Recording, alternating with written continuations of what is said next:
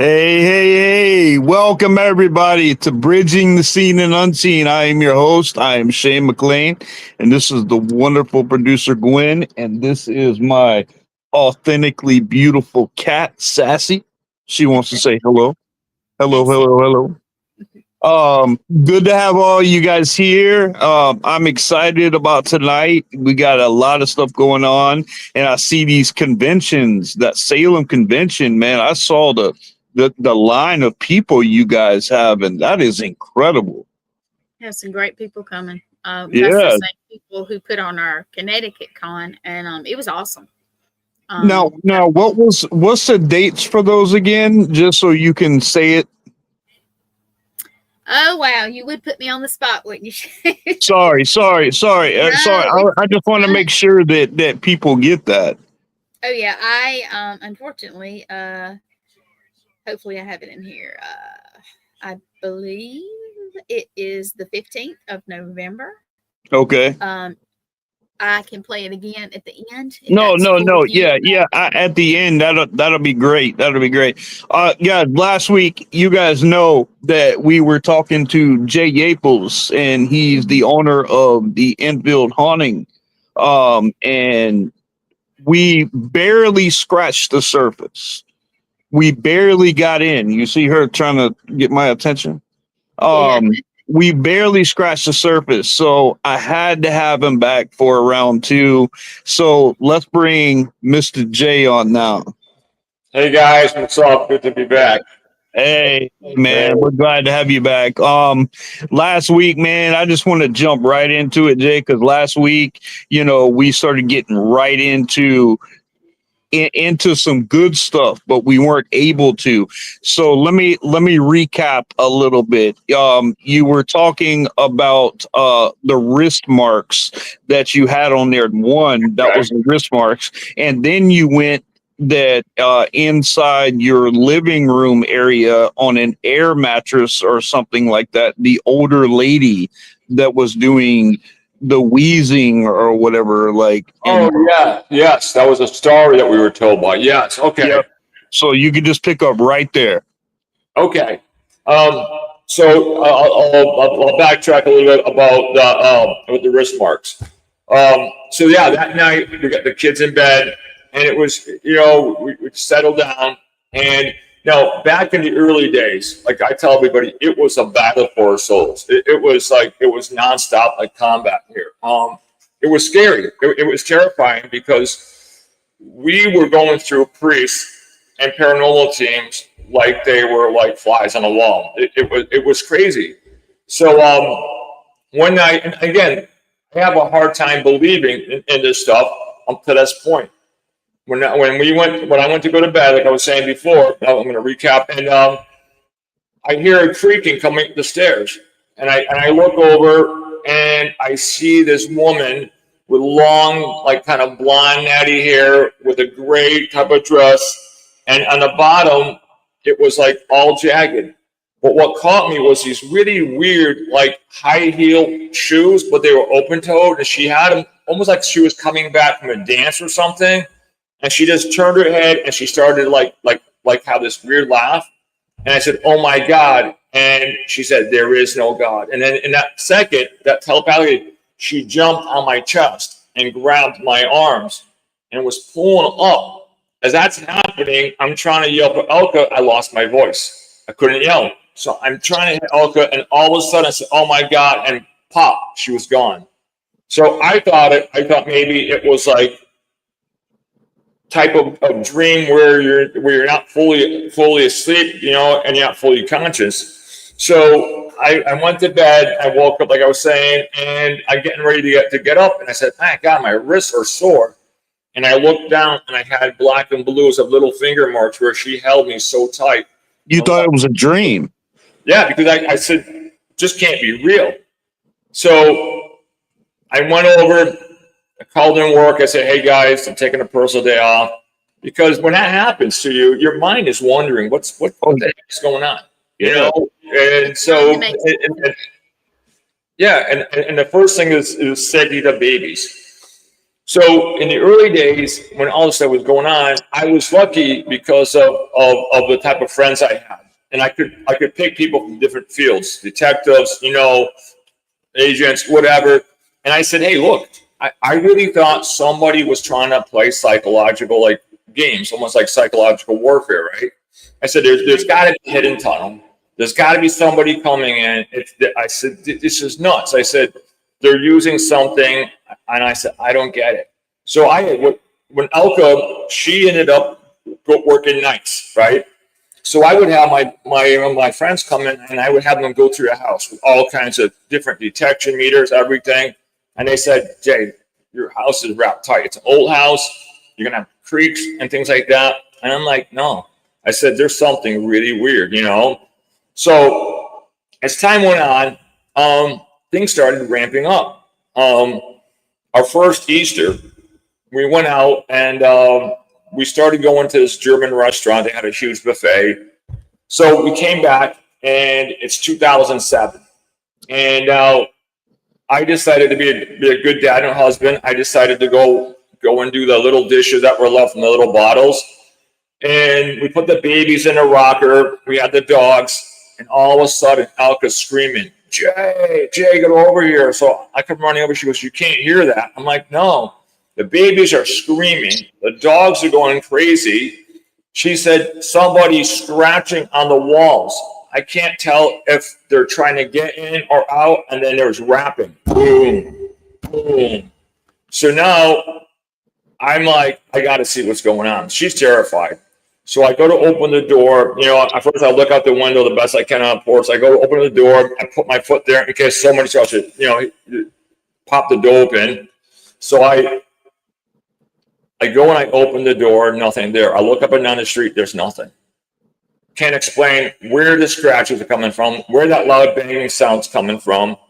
So we decided at the time, we called in the first priest. I don't know if I got into that last week because it's been a busy week with everybody talking to. So being, watching TV, all this stuff, and being a man of faith, I figured, you know what? You call in a priest, he comes in, does his holy thing, and the house should be settled, So I called up a priest, and I scheduled for him to come in to do a house blessing, right? So I look out the window, and I see him walking down the street. So I'm like, so now I know he must be local. So I go outside, and I meet him. So I'm talking to him.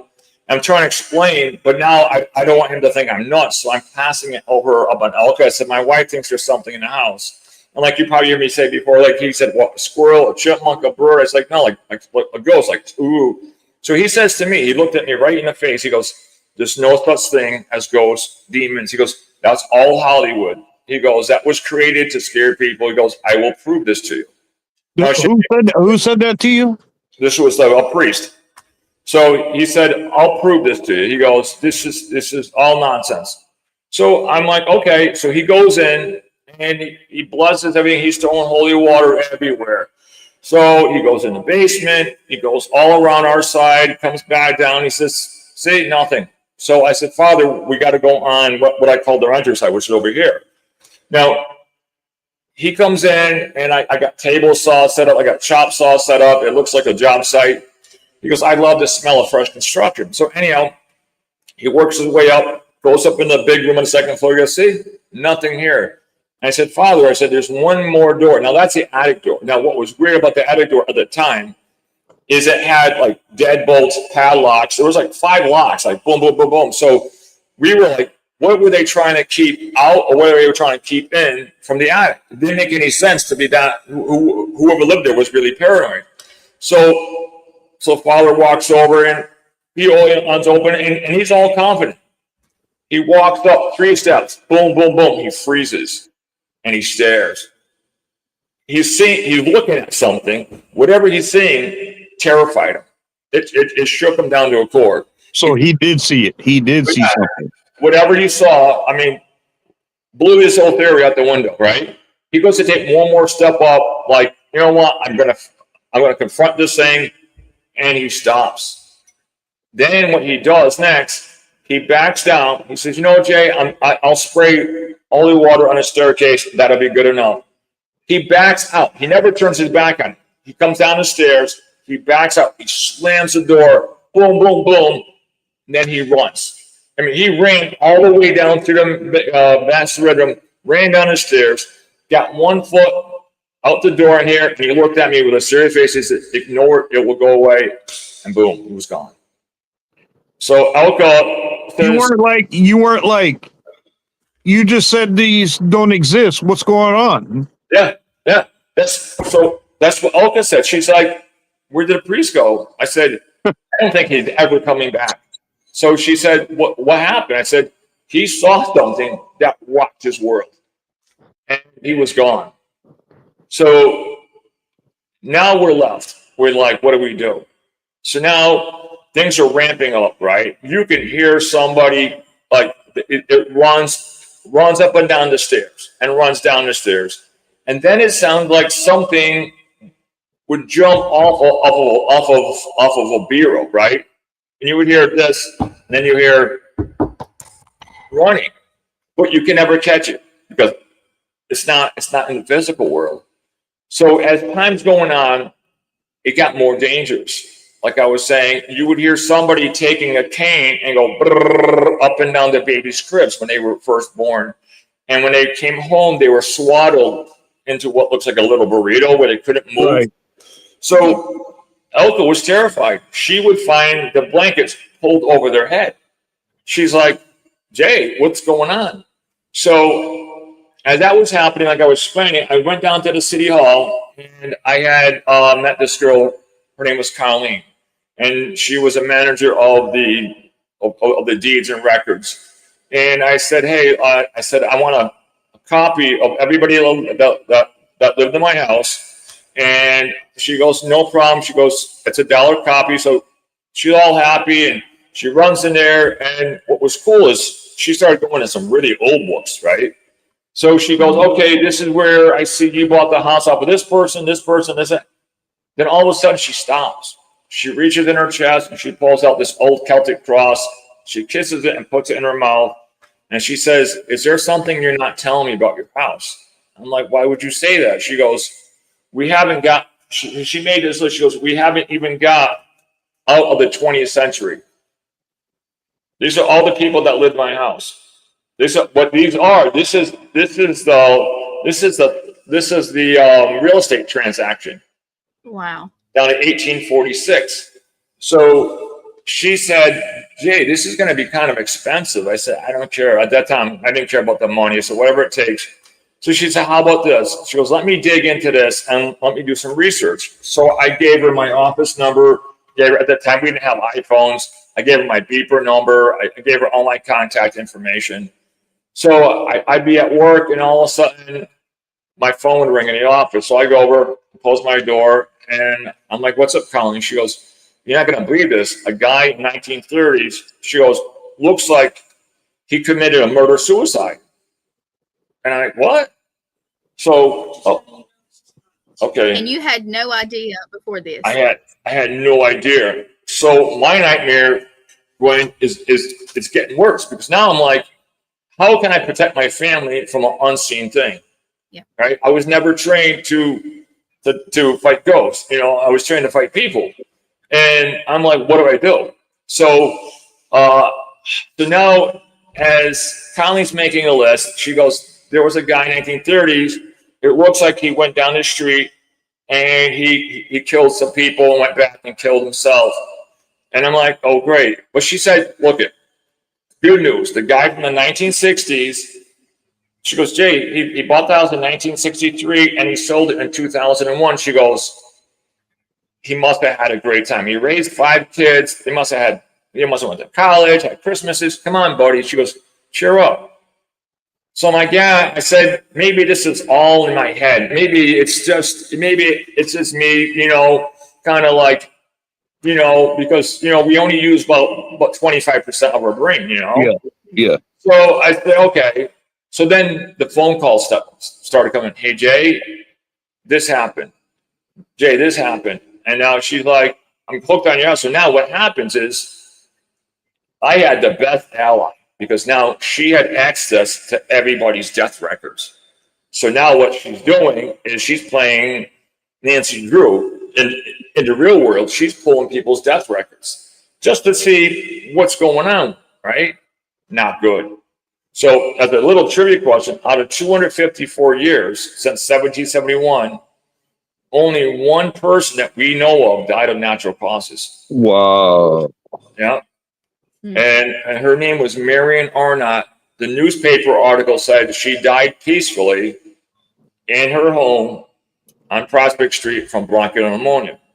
But I don't believe that's true. We had a guy last year who stayed overnight. It was him, his brother, and another couple. So his brother took the small room. He took the big room. The other couple took an air mattress, put it on the floor. So in the middle of the night, he hears somebody like choking, gasping for air, right? So he's thinking maybe his brother came in and has sleep apnea. So he decides, half asleep, he goes to roll over, thinking he's going to see his brother. But what he sees is so terrifying. He sees this older woman laying there, pointing at him. Now she can see him, pointing at him, gasping for air, and trying to reach out like, help me, and she's gasping for air. And he freaks out. He jumps up because he's like, oh my God, how did this woman get in the bed next to me? She clearly can't breathe. And then she just disappears. He grabs his clothes. He runs down the stairs. He's banging on the door. He's calling us. He goes, I just see this woman. I said, oh my God. I said, you know what? I think you just got a glimpse of Marion Arnott's last days on earth. I said, I don't think she died peacefully. I think she was gasping for air. And she was reaching out to you for help. So yeah, he became an instant believer. So after that, so that's that one about Marion Arnott. So as time goes on, we're having awful things happening here. Things are disappearing, reappearing, wrapping on the walls. Something came in the back door. And my little dog Gizmo got up and started running. At first, it's like it seemed to be welcoming. So he starts running over. So I hear him like not barking, not like right, like right, kind of like hey, And then all of a sudden, I hear this bloodthirsty growl. Right, well, he's making a stance. So I'm sitting on the couch and I go to look over. At that point, I see my dog getting kicked like a football through the air. Something kicked him. He was flying. The dog hit the ground, ran up on the couch, tried burying his head inside me like, hey, help me. This thing just changed. So what we started doing now is we said we got to get help. So we were looking online and we had the yellow pages and we found this paranormal team across the river. There were two college police officers, some other people, and I called them up and they said, we can help. Now, at the time, my sister Charlene was alive, and she was over here. So they come over, and they're thinking it's going to be like a normal, investigation. Where they're going to be hearing some stories, having some coffee. Well, all of a sudden, they split up. The women, the psychics, the Reiki, they went over there to talk to Elka and my sister Charlene. The guys came over and talked to Daniel. Now, as that's happening, when you're walking the floor, it's an old house, things will move, right? And that's natural. Well, all of a sudden, Elka had this party light bird cage, and you could put like a tea light in there. And when you walk, sometimes it moved like this. So all of a sudden, I hear the two cops going, what the? And I turn around. The thing is, it's not like swinging like this when you're walking the floor. It's bouncing like something had their hand and going like this. So now they're looking at this, and the ladies in the other room are going, I can't remember their name, like say, Frank, John, get over here right now. And they're like, hurry up. And now they're yelling like, Melissa, Joanna, get over here now. They're trying to go back and forth because what's happening is as the guys are having their own paranormal experience, Elka had probably a 4-foot high tropical, looked like a banana plant, right? And it had like a 16-inch round, terracotta pot, and it was in the corner. So as they're talking, they 5 people literally witnessed the thing slide right across the floor. So now they're like, you know what? We got evidence. We'll be back. We got to figure out what to do next. So they just left? They left. So I kept calling up. I said, hey, Frank, I need your help. Jay, we're busy. Right now we got a riot going on at the college. And I could never get a hold of him. So as that's happening, I get a phone call from Colleen. And asked me if I can come down to City Hall. So I went down there, and there was the old mayor. He's like, hey, Jay, you got woo goes. I'm like, oh, Jesus, right? So we're talking. She says, listen, there's this young kid. He just started a paranormal thing, and he registered. She goes, so the mayor's like, listen, he's one of our own. He goes, come on. He goes, just give him a shot. So I'm like, I don't think this is anything for somebody who's just coming up and watching taps. So Right. I said, you know what? But as a favor, I said, for you guys, all right, tell them to come over. So that's the one I was talking about last week. So he comes over with all these psychics and mediums, and we were burning a Yankee Candle maple pancake flavor, right? And I don't know if I mentioned this last time, but I like to debunk people, right? So all of a sudden we're upstairs. She goes, stop. I'm like, what? She goes, I'm clear audio, I'm clear video, I'm all this clear stuff. And I'm like, oh, wow. She's like, I don't know why they're showing me this, but she goes, they're showing me a hot breakfast, maple pancakes, sausage, and bacon. I can just smell the maple syrup. And it smiled. I didn't say a word. I'm like, that's the candle. That she wasn't having anything psychic. So we kind of we're like, you know what? Okay, thank you. I will never say anything to hurt anybody in their face. That's why I wear a cross. I'm not that kind of person that says, you know what, you suck, get out of the house. I know guys like that, but I'm not like that. So I'm like, oh, okay. So they left, and again, at that time Taps was out, and they would always mimic Taps. They would say, is it haunted? I don't know. We all had some physical things happen, but nothing on audio, and they left. So as I'm working upstairs and I'm rebuilding the kids' nurseries, because we had the babies in our bedroom, and I really did not want to put them in their own nursery, but Elka's like, we have to get them in their own room. So now this is where things get really messed up. So as I'm building it, right, I put a fan in the window to blow out the sheetrock dust, right? I got tape up there so it doesn't go through the house. I hear knock on the door. So I open up the door, and there's this kid again.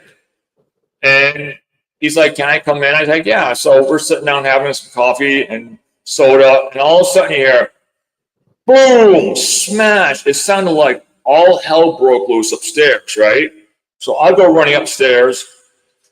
Nothing. The fan is still in there. I thought the fan went out the window. I thought, oh my God, it's going to crash a car or something like that. The fan's there. All my tools are there. Nothing there. So now I go to open up my bedroom. Now it's a Luan door. You can easily break it in two, right? So all of a sudden he goes to open the door. The door won't turn. There's no lock on it. And he's trying to turn. I'm pushing the door, and it won't open. So I said, stand back. No, I don't care about the door. I'm going to run, and I'm going to just take the door out, right? Because I got my babies in there. Right. So all of a sudden, I go to start running to throw my shoulder in. There was a loud bing, almost like somebody took almost like a crystal glass and hit it. As that happens, the door goes flying open. He goes flying on his face. We turn on the lights. Both babies are sleeping. Nothing there. He gets up with this morbid terror look on his face, and he goes, "This is no ghost." this is way beyond anything I can help you with. He goes, I don't know if this is a demon. I don't know what it is. He goes, but whatever it is, it's powerful enough to barricade a door. He goes, and what that bell was, I don't know. So he left. So now we're down 2 teams. So now I call in another priest.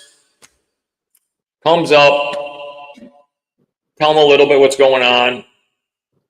He just looks at me. It's okay. So now he goes through again, blesses everything. He goes in the basement, comes up, and I never said this story before. He comes up and he says, you got a problem. He goes, and to be honest, I did everything I could do for you. He goes, I don't know how to get rid of this thing. He goes, but whatever this thing is, it's angry, it's old, and he says, I did everything that I could do for you. He goes, you need to find somebody, he goes, that specifically works on this stuff, you know? He says, I don't have that training. And he goes, they know what you're made of. And he goes, and this thing, it goes, if I try to confront this thing, it knows my past. So he left. So now we're down 2 priests, 2 paranormal teams. This is like the Super Bowl, right? So now we're losing people. So now Alka's like, she's in desperation. So as this is happening, now we got, this thing can lock doors. This thing can do all kinds of things. So now I come home and I don't know why, but I always start projects right around up in November. So now, you know, like I said, I'm working 60 hours a week. Now I'm redoing the living room. I'm putting all this nice Victorian casing on with the fluted things, everything. I got the special stain that I had made up that was like really dark red. So I'm doing that. Now Alka's like, are you really going to have it ready for the weekend to put the Christmas tree up? I really want the kids out to have the Christmas tree. Now I had this giant Tiffany lamp, a huge one that I had bought online. And the thing must weigh like 75 pounds. And it was over in the corner. So all of a sudden that night, it was so weird. All of a sudden, I get the little 4-foot ladder. I'm getting ready to get my stain, everything. And I hear smash, right? I see both Courtney and Mackenzie stand there. And they're like, spooky. I'm like, what? Spooky's here. I'm like, guys, I said, be honest. I said, if you knocked over mommy's lamp, that's okay. I said, I want to make sure you're okay. And they're like, spooky did it, right? So I'm looking at it. This thing, if I have to show you a picture when it's huge. So the weird part about it, when it fell, it should have destroyed all the Tiffany glass, right? But it didn't. Somehow, what it did is instead of falling over like this and smashing, somehow it got picked up, turned upside down, and drove right into the ground. It had this little point on it, and that stuck right into the ground. Whoa. And all it did was bend it. So we got the kids upstairs in bed, and now I'm working. And we're talking. Now I got this big cup of stain, right? And it's oil based. And if this gets anywhere, because I had it made up at I had it specially made up at a paint company, and I had it on my ladder. Now I'm nervous already about the Tiffany lamp turning upside down. I didn't think it turned upside down, but Elka's like can't figure out what's going on. All of a sudden, something hits the ladder. Boom! The stain goes flying in the air. And I'm running to get it because if it hit the ground, it would have went all over the rug. It would have went all over the walls. It would have destroyed the whole room. I just caught it. And Elka's like, what in the heck is going on here? I said, I don't know. So I got that all set, trying to get everything down. She said, Jay, you know what? I don't think it wants us working tonight. Now we go upstairs. Now, I'm telling you, it takes a lot to scare me.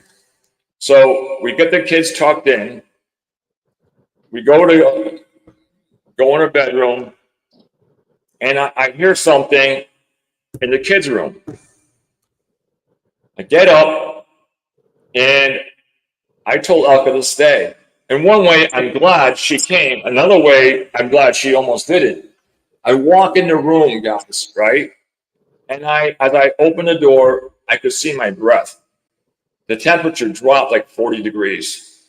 And then what I hear in the corner sounded like some kind of serpent. I hear, and then as I heard that, I'm like, what in the hell's that? Well, like a hissing, you said a serpent? Yeah, it was. Oh, it was, wow. it was like, right? As that happens, I didn't realize Elka came behind me and she grabbed me. And I took my elbow and I came this far away from breaking her nose. And I'm like, what are you doing? I said, she goes, what was that? I said, I said, you heard that? She goes, yeah. She goes, what is that sound? I said, I have no idea. So that was the day I wanted to grab the babies, Elka, the dogs. I was going to take off, get a hotel room. I was done. Well, of course, at night, we started having a wicked snowstorm. Elka's like, everybody tells us we got to stay and fight. So I said, I'll stay awake. I'll pull the first watch. I said, you get some sleep. As we're doing that, all of a sudden, Elka hears, because she has a monitor, she hears, clear as day, you all are going to die. She jumps Like off. she heard that audibly just like that? Yep, clear as day. You all are going to die. Now, she jumps up. She can't sleep. I'm staying awake. I'm sitting in bed, and I'm like, I don't get this. What is this? So now we call in. We went to Northampton, Mass, which is like a mecca for New Age, Matt, right? You have all the colleges. You have Amherst, Smith College. You have all 5 colleges around. So there was this place. It was a spiritual place, and they have this magazine called Many Hands. So I bring it home. I'm flipping through it, and it said, Madam, like Madam Zelda, can speak with the dead. I can help you, with your loved ones. So, like a good person, I call her up, and I'm like, a good person. like a good neighbor, State Farm is here, right? So I call her up, and I'm like, do you work with dead people, right? I mean, how do you start off a conversation, right? So Right. I said, do you work with dead people? She says, well, all depends what kind. I'm like, when you're dead, you're dead. I mean, there's no different kinds of dead people. So she said, what's going on? I said, I think I have ghosts or something in my house. She goes, I don't work with that kind of dead people. She goes, but I'm going to refer you to somebody. His name is Steve Wilson. They're 5 amazing psychics. And she goes, they'll help you. So this is early on. So I call up this girl. Her name was Betty, really nice lady. And I tell her what's going on. She goes, oh my God. She goes, let me talk with the rest of the team. So they all came over. Now, this is the beginning. We don't know the whole story. We don't know anything. I'm still getting information coming in from Colleen and from other people. All of a sudden, they walk in, and simultaneously, 3 of them, they grab their head and they scream and they run out the door, right? And so Steve is like, what the heck just happened? Almost half my team is outside holding their head. So they said they got some kind of, they said it was like a weird migraine. But what they said is they felt like something went in their head and it felt like the head was exploding. 3 of them simultaneously, right? So one was too scared to come in. So they finally come in, and now there's 4 of them. The other one was too scared.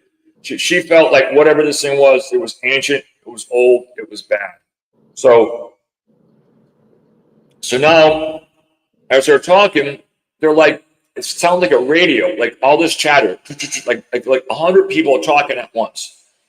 Then they turn. Now, granted, they never been in my house. Now, my side and the renter side are like almost copycat. The bedrooms are on the end, right? And in the middle, the two bathrooms are side by side because the way it is, there's a hallway on each side and the bedrooms on end. So they run up on my side, they turn and they run into where I was working on a nursery. And they're like, he did it. He did it. And then Steve's like, what? And then she goes, that son of a bitch killed the baby. I'm like, what? So now I still don't believe in psychics that much. I'm like, okay. Then they turn around and then they go through my bedroom. And at the time, the attic door was still, frame was there. They run upstairs and they said, this is where it happened. I'm like, where what happened? What they got a vision of was this very large man coming home drunk. And he was like a supervisor or foreman or something, they said. And now I'm kind of hoping he just shook the baby. I hope he didn't take the baby and start banging the baby off a bureau, right? She said, they're all like this, and they said the baby died. They said they ran down to, and they didn't know where it was, where the old fireplace was. And they said there was a fireplace here. They panicked. They tried to burn the baby or the toddler in the fire because they said, if back then this was a small village, and they said if that happened, they were afraid they were going to get hung. Now, apparently they didn't do they couldn't burn the baby in the fireplace, because, right? So all this stuff was going on, and then they said, they ran back up to the attic. She goes, she did it. She had help. So that what they could figure was she snapped. She saw him kill the baby. She got help. She tried to poison him. It didn't work. So she waited till he came home really drunk. She must have had some pretty big guys help her. They put a pillow over his head and they suffocated him. Then they dragged his body up to the attic and they left him until people from work, his friends, were like, hey, where's James? He didn't come into work. You know, what's going on? They like, well, he came home. So this is everything they're telling us is that they said they went to the attic and said, oh my God, he must have came home drunk and died. You know, he must have been so intoxicated that he died. So that was it. So we couldn't find at the time any substantial hard evidence to back this up until one day we were at the cemetery and I find Marion Arnott's grave, right? All of a sudden it says Marion Arnott died 1900. Her husband James, right, that year, and daughter the same year. That fit the MO of what they were talking about. So the baby and the husband died. So I think they buried him. So now I'm like, okay, so maybe there is something to these psychics. So Steve came out again, and Steve's like, I don't get it. He goes, I put all these psychic beacons. He goes, I'm doing everything. He goes, there's something here that is fueling the energy. He goes, it's like steroids. He goes, I don't know what to do. So he said, we live so far away, Jay. He goes, we're not going to give up. But his trip started being lesser and lesser. So now I'm looking for more experienced people. And it's not that easy. So I had put a call into this group called CPRS. And I had put another call in to another gentleman named Robert Baker. So finally, CPRS got a hold of me. Wonderful guy named Orlando Ferrante. And he said, what's going on? So I tell him. And he said, okay. He goes, I'm going to talk to my partner. His name is Joe. So Orlando comes over with a couple of their team members. And he witnessed things. He scratching. He witnessed levitation. So he calls up his partner and says, hey, Joe, this is the real deal. He goes, this is a crazy house. So he's trying to get his partner out, but every time his partner is trying to come out, his mother in Maine gets sick. And it was like, it's weird. Every time he called him, he would get sick. So Orlando kept coming over. Orlando kept getting messed with really bad. Now, Orlando's like, I'm worried about your safety, Elka's safety, and a baby's safety. He goes, we've been doing this since the early 90s, you know, and he says, we've been involved in some really big cases. He said, but I don't know what this is. And he goes, I can't tell you that you guys are all going to be safe. So he leaves. Now, he finally, when all this stuff is happening, right, we're waiting, you know, time's going by, right, weeks, months. So I'm home from work one day. I don't feel good. So I'm home from work, and Elka's running up and down the stairs. She's like, oh my God. She goes, now I know why. She goes, people are stressed out having babies. She said, I can't get them to nap. She goes, Jay, she goes, they should be taking a nap and they're not. I said, okay. I said, we'll play good cop, bad cop. I said, I'm going to go up there and I'm going to try to yell at them. It's hard because, I mean, I'm a big goofball, right? I can't be mean. So I said, I'm going to go up there and I'm going to try to play backup. So I go up the stairs and I'm ready to walk in the room and go, all right, guys, take a nap, right? I walk in and I'm like, oh, what I see, again, defies logic. Courtney, we had to put her in a daybed because somehow she would get out of her crib, which made no sense. So now it gets, as I come in there like this, I look, there's this diaper changing station that one of Elka's friends said was a doctor bought it for her. It was solid maple. It was heavy and it was loaded with diapers and everything. Guys, I watched it levitate off the ground by a foot, floating in midair, and then drop straight down. And then I went in my mind, and then you know your mind goes fast now. Now we figured out what's happening because we would find this thing moved around a small room, and we thought the kids were eating spinach and dragging it at 2.5 years old. We're like, so now I grab both the babies under my arm. I'm running down the stairs, right? Because I'm like, so Elka's like, well, that worked well. I said, you're not going to believe this. I said, now we know how that thing. I said, Elka, I watched it float in the air. So as that's happening, we're like lost. So now we're waiting. So now the time comes up. Orlando finally gets his partner. So they all walk in, and whatever this thing is, it's so intelligent. It goes someplace. It goes someplace and hides. So Josie goes, I don't get it. He goes, my whole team has been terrorized. They've been scratched, everything. He goes, Orlando, I said, he goes, you make this sound like The Exorcist on steroids.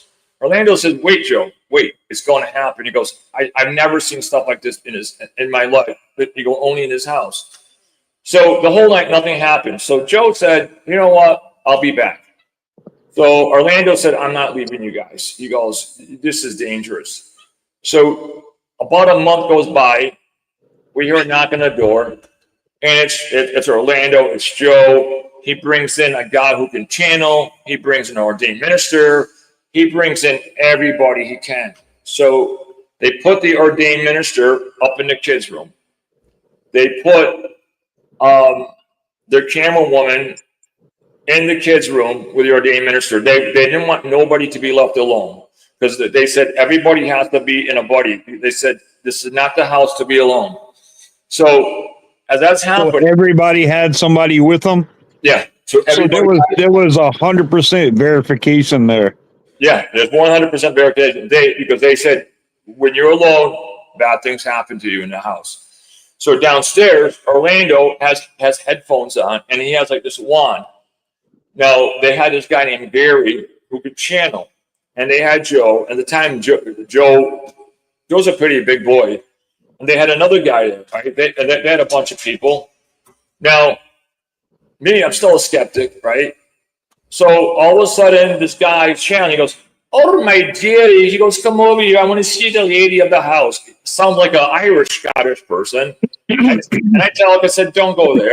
And I'm straightforward. I'm like, bravo. To anybody who goes to a drama school can turn their different accents.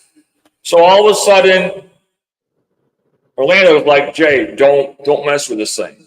And I could feel behind me like a huge energy forming, something really intense. And I said, guys, don't pick on it because Joe started to provoke this thing. And as he's doing that, Gary, Orlando hears, oh my God. And he's like, what? He goes, Joe, I'm hearing through the voice when you said, who are you? And they said, there's many of us. There's many of us. So Orlando makes the mistake. Orlando got so mad. He made the worst mistake a real paranormal investigator made. He challenged this entity. He told this entity, stop picking on women, Joe, stop picking on Jay. If you want to fight, well, take him on. I'm not going to say it, even jokingly in the house. It waited a year. It destroyed him and his family. To this day, he won't come over.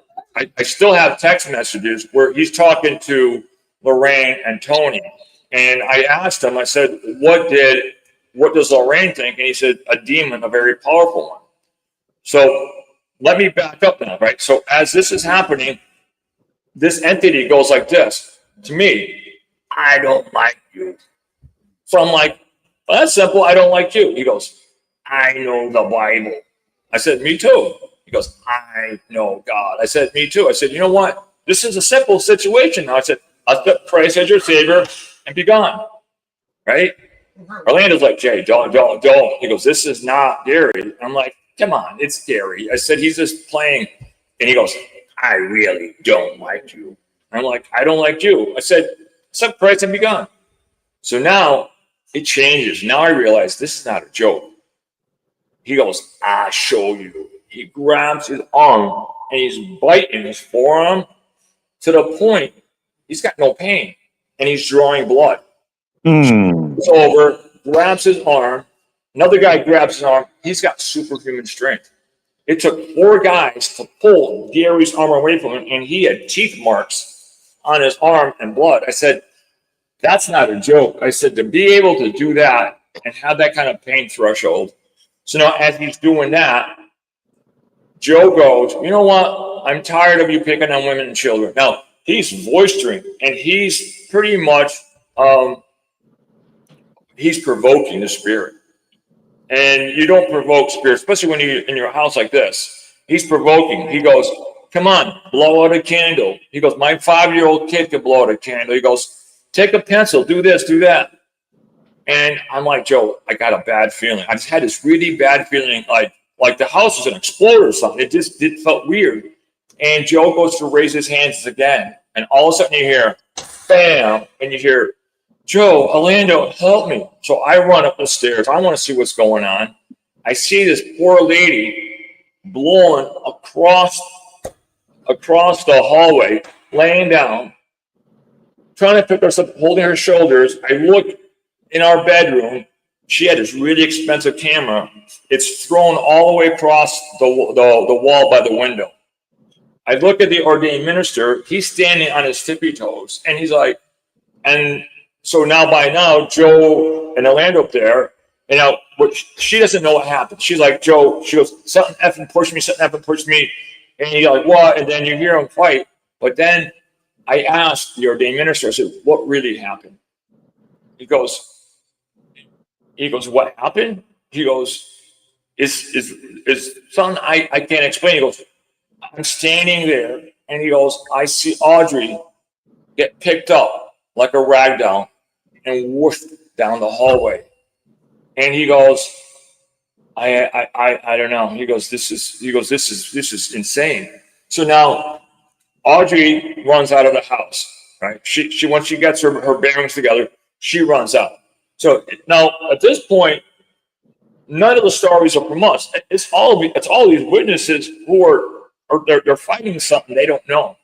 So Orlando goes, you got to make that call, Joe. And I'm like, what call? So Joe picks up the phone call. He's got it on speaker, and it was Lorraine Warren. So I'm like, yay, we got Lorraine now. And he goes, Lorraine, my sweet friend. And she goes, what's going on, guys? And he says, we witnessed levitation, scratching. Gary almost bit his arm off. And he goes, we need you. We need you up here. He goes, we never had anything like this before. So Lorraine had this infinite wisdom about her. She had something special. I don't care what people say. She was sweet lady. She had something, and she said, "What are you leaving out?" She goes, "You're leaving out something very important." And Orlando goes, "Joe, you got to tell her." And so Orlando goes, he goes, "Lorraine," he goes, "Audrey was picked up like a rag doll and thrown almost 8 feet down the hall." Silence. Lorraine says, "I am sorry. I'm truly sorry." But she goes, "I cannot put one foot in that house." She goes, "Give Jay and Elkie," she always called her Elkie, "give Jay and Elkie my phone number. Have them call me anytime." She goes, "But I cannot come to the house." To the day she died, she would not come to the house. So that did not make us feel very well, right? We were like, "Oh my God." So now at this point, Joe backs out. Joe gives, now we just found out, Joe gives a cross. He said it's a very special cross, and he hangs it up in the kid's bedroom. We never took that off except for once when I had to paint it. So now I just found out what kind of cross that is. And now I'm like really scared. So I know Joe meant well, but I don't think even Joe knew what it was. It was a funeral cross. It was like when you go to like a Catholic funeral, Yeah. they have that cross. So last month I'm talking to a guy in the Midwest, and I'm telling him about it. So he asked me to take pictures. And he says that cross, there's something about that cross.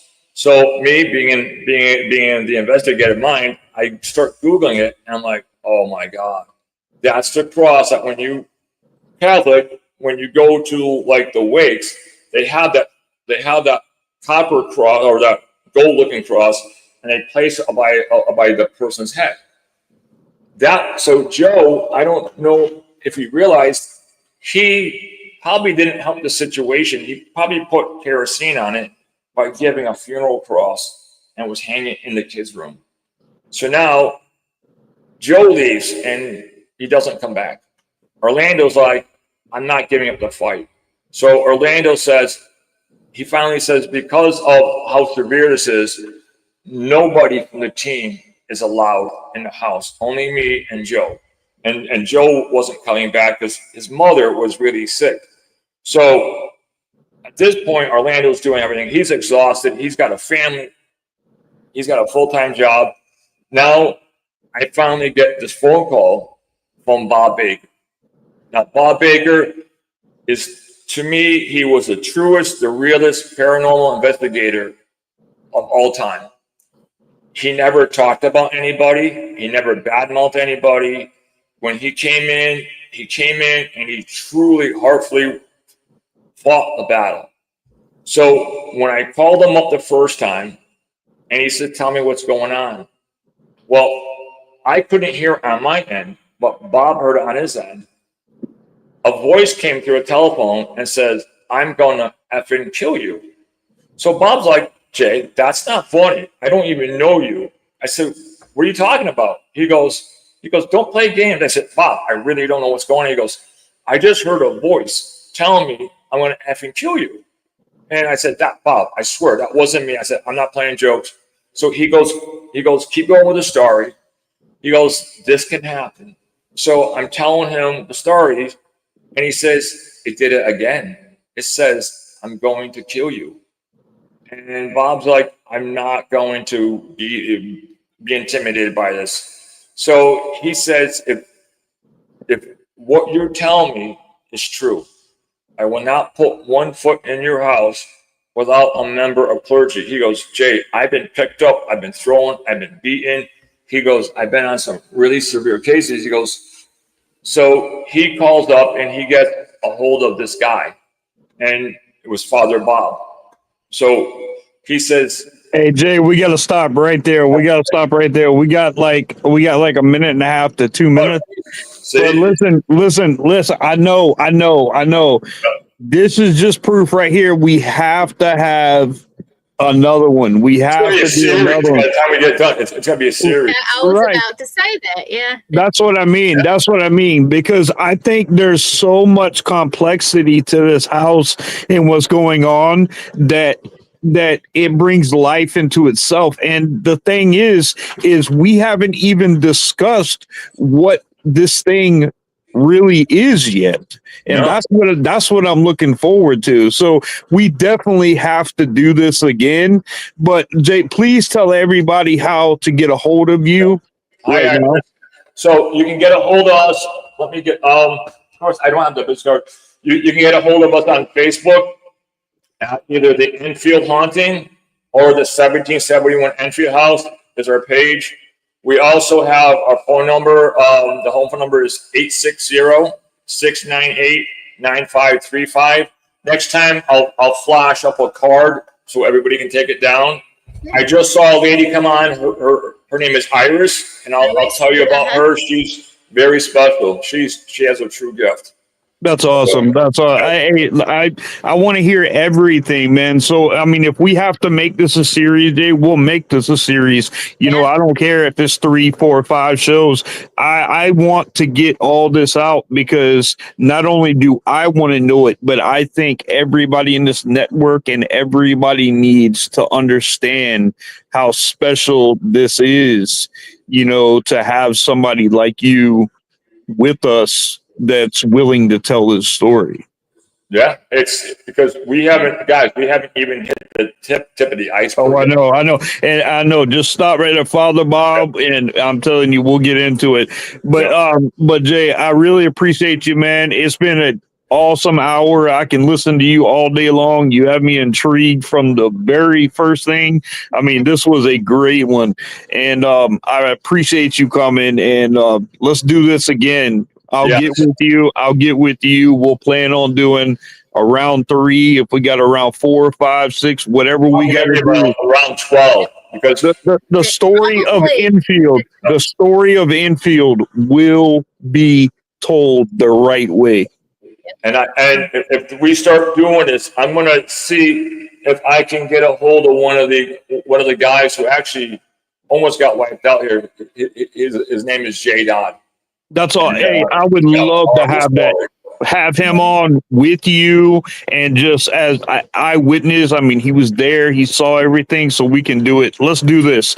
But you and your family have a good night. You, Mackenzie, your wife, everybody.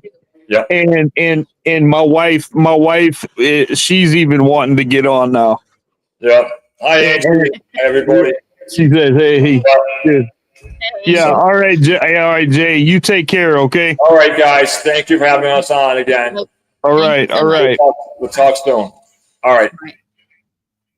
Guys, listen, that is such an amazing guy, and it's such an amazing story.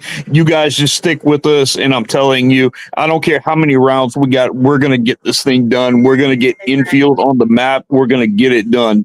And I'm telling you, it's just getting started. It's just getting started. So you guys stay tuned.